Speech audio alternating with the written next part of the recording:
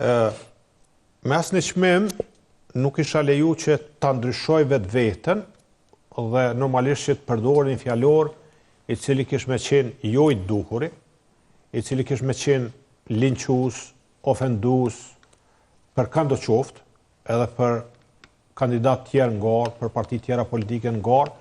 Unë jam këtë garë zgjedhore me 27 mars vitit 2024 këmë zyrtarizu kandidaturën për kryeministë nga rrota e Partisë Demokratike të Kosovës, se po vjen që ma tepër se një vit kemi me thonë një farë procesi të papërmbyllur zgjedhor.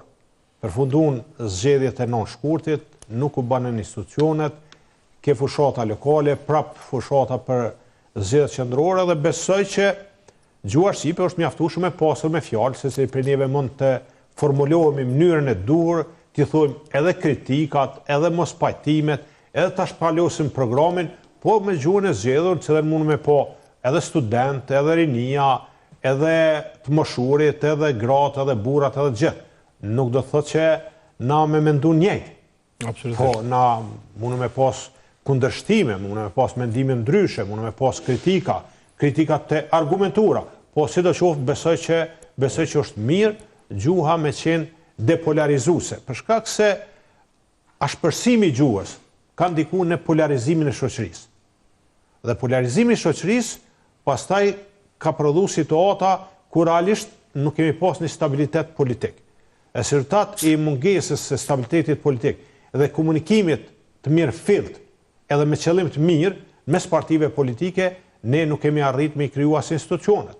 Dhe tash, përveç që kemi një krizë politike, një polarizim të shoqërisë që kemi pas, na kemi ardhur te një vakum institucional. Realisht, në këtë kohë vendi është pa qeveri, është pa kuvend, shumë institucionet shumë institucionet pavarura janë pa numër të mjaftueshëm të bordeve, të anëtarëve në borde, rrezikojmë që gjykata kushtetuese me ngel pa korumin e mjaftueshëm, kështu që unë pres që me përfundimin e zgjedhjeve me 28 dhjetor, në një periudhë të shkurt kohore, sa më të shkurt mundshme, me u kriju institucionet e Kosovës.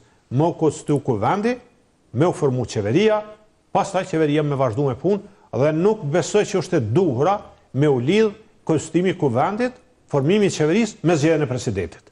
Janë procese ndara. A është e mundshme kjo 9 muaj kemi pa vetëvendosjen që e ka bloku formimin e institucioneve, pra me qenë se s'ka arrit t'i krijojë numrat e nevojshëm, ndërkohë në këto zgjedhje, pra a mundën këto zgjedhje në fakt me zgjidh këtë ngërç institucional?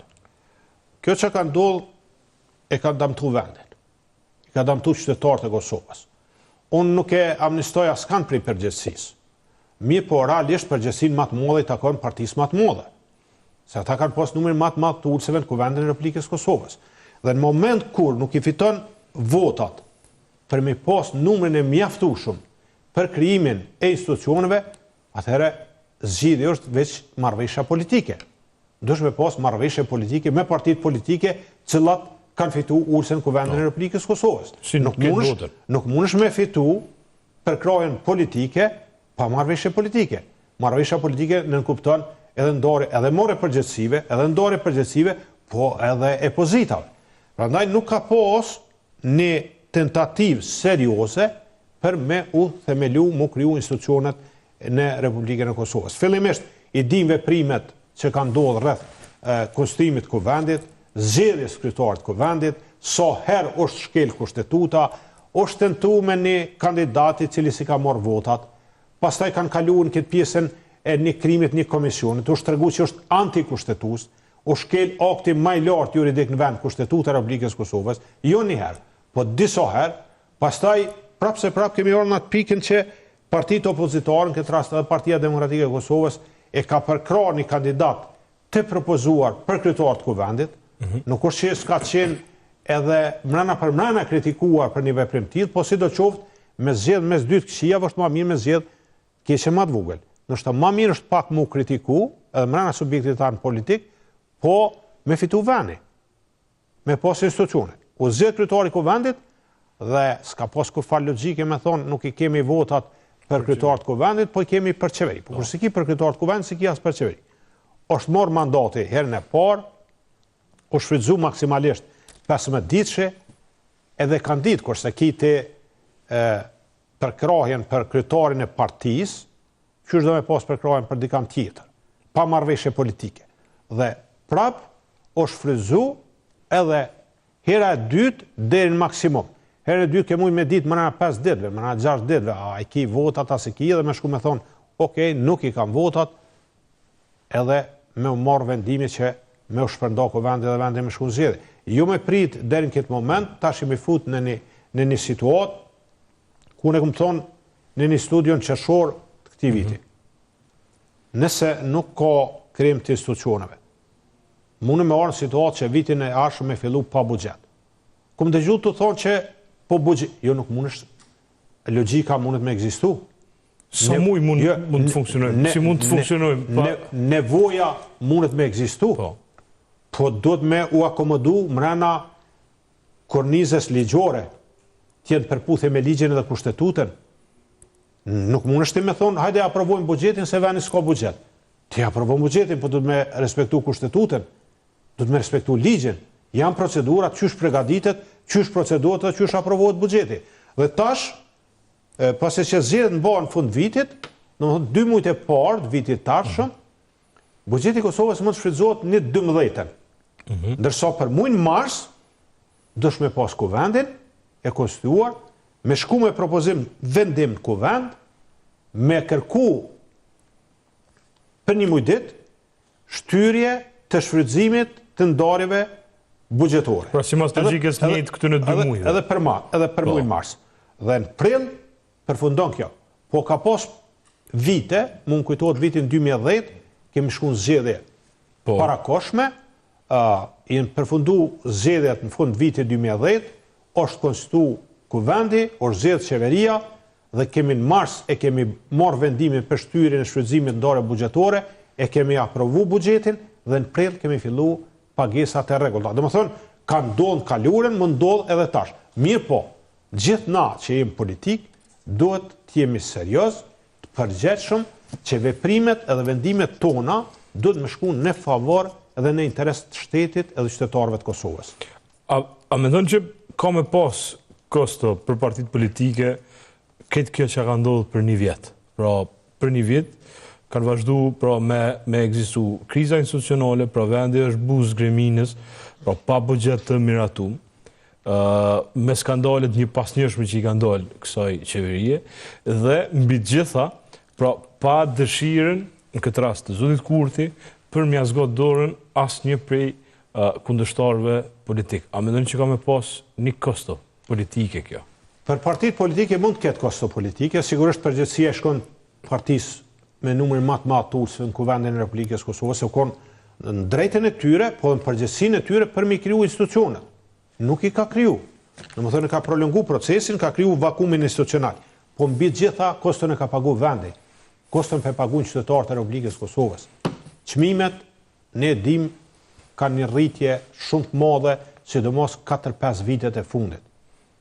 Rritja e çmimeve ka ndodhur 40-50%, ka produkte artikuj që janë shtrejtuar mbi 100%, sidomos shtrejtimi apo rritja e çmimit të energjisë elektrike është një barre madhe edhe për familjet, edhe për individ, po sidomos edhe për biznesin. Dhe kjo ngritje e çmimeve e ka përkeqësuar standardin e jetesës së qytetarëve të Kosovës. Të ardhurat kanë ngel pothuajse të njëjta. Apo rritja e pagave, rritja e të ardhrave, rritja e pensioneve nuk ka qenë në harmoni me rritjen e çmimeve. Dhe normalisht që sot nuk është vlera njëjtë për para. Për me thjeshtësu, me komuniku me qytetarët, diçka që para 4-5 vjetëve e kështë vlerë nështë me 100 euro, sot njëjtë artikuj. Ti nuk mundesh me ble me 150. Parat nuk e kanë vlerën e njëjtë. Në më thonë, janë zhvlerësu. Dhe është përkeqësu standardi jetesës qytetarëve të Kosovës. Dhe rezultati i kësaj është shumë shqetësuese që shumë të reja dhe tri, po dhe qytetarët moshave ndryshme, nuk peshojnë perspektiven e tyre në Kosovë. Peshojnë shpetimin e tyre me dalë jashtë Kosovës. Dhe nëse referohem disa dhonave të publikura, më thonë del që 4 vitet e fundit, i ki mbi 200.000 qytetarët Kosovës që kanë marrë leje qëndrimit përhershme. Dhe kjo është një zbrazje edhe humbja e asetit kryesor të Kosovës që janë qytetarët e saj, që janë popullsia e saj, e kena pas moshën shumë të re. 200.000 njerëz që i bjen si mu zhduk 4 qytete mesatare në Kosovë. Si 4 qytete mesatare në Kosovë. 4 ushtria vetëm mu zhduk mrena 4 viteve. 4 viteve. Prandaj, mungesa e optimizmit në shtet, në shoqëri, ndikon edhe klimën e biznesit. Ne sot, kur flasim për investimet huaja direkte, edhe kur hym strukturën e tyre, e shumë që pjesa më e madhe është në patundshmëri, deri të pronave të banesave. Mirë po edhe këtu, financiarisht nga njëherë mund ta ketë një rritje, por në sipërfaqen sasi kanë bler më pak. Për shkak se metri katror para 4-5 vjetëve u kon 800-850 euro. Në Prishtinë po flas. Sot është 1500-1600 njëjtat lagje. Prandaj ti nuk i ke blet njëjtat metra katror. Dhe shumë prej bizneseve kanë filluar me zhvendos kapitalin e tyre dhe bizneset e tyre jashtë Kosovës. Duket kjo kogja shifre e madhe, po e tham me bindje. Thuja se miliarda euro bizneseve të Kosovës janë duke u investuar jashtë Kosovës.